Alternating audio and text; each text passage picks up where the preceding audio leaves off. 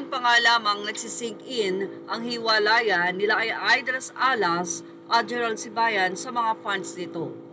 Even though hindi fans or mga netizen, well, wala naman talagang sinasabing fan base dahil si Idris Alas talaga ay hinahangaan ng marami dahil na rin sa pagiging mabuting tao nito, mapagmahal na ina, at napaka-humble na artista.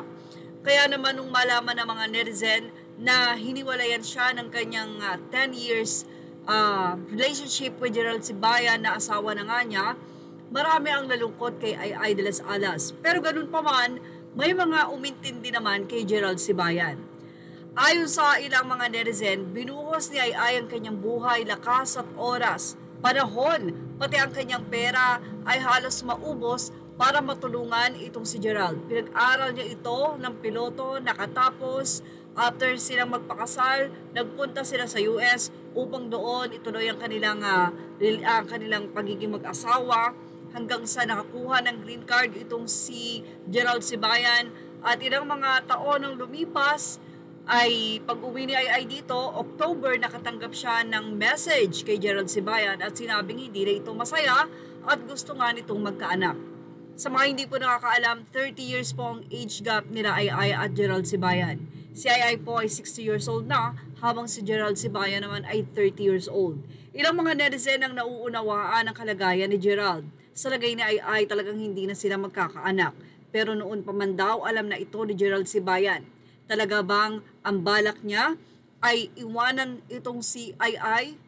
Well, sabi nga nila, wala naman di ikalulugi dahil pagbalik ni Ay may karir siyang babalikan, while ito namang si Gerald Sibayan ay professional na. Kaya naman ilang mga netizen ay narito ang naging suggestion at ang kanilang naging reaksyon.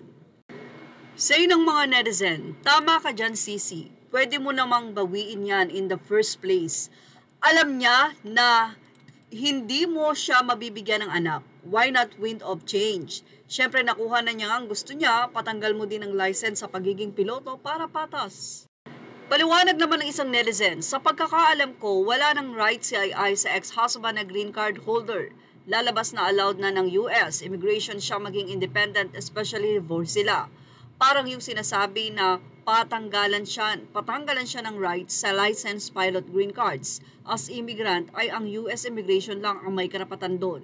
Say pa niya, ibinigay ng lalaki yung gusto sa kanya ni babae. Expected ni babae na time will come yung kinatatakutan niya ay di niya mapipigilan at nangyari na nga. Fair enough lang yung labanan. Selfish naman ni babae kung gagawin niyang robot si lalaki. Say naman ng isang netizen, just look, sa mga happy memories na lang, madali naman sa iyong magpalit ng lalaki kahit mga anak mo, iiwan ka rin pagdating ng panahon. Hindi naman niya hiningi sa iyo lahat ng binigay mo sa kanya. Akala mo kasi lahat ng tao makukuha sa material na bagay eh. Hanapin mo yung kasing edad mo na lang, masyado ka kasing choosy. Say naman ng isang netizen, he just used you, let him go. Hayaan mo na Miss Ay. Say ng isa, mawawala din yung pain na nararamdaman mo ngayon. Lift up everything to the Lord. Pray harder. Walang word na karma sa atin na totoong Catholic, but God see all. Siya na bahala magbalik kung ano man ginawa ng tao sa kapwa niya, 3 times fault, good or bad. Isang netizen naman ang nagsuggest na kasuhan na lang, tapos ng problema mo, charge to experience, ipabalik yung nagastos mo, tanggalan mo ng lahat ng kung anong nabigay mo. That's it. Opinion lang sa akin. At yan ang ating Showbiz Snap update. Images are all credit to the rightful owners. Thank you for watching Showbiz Snap.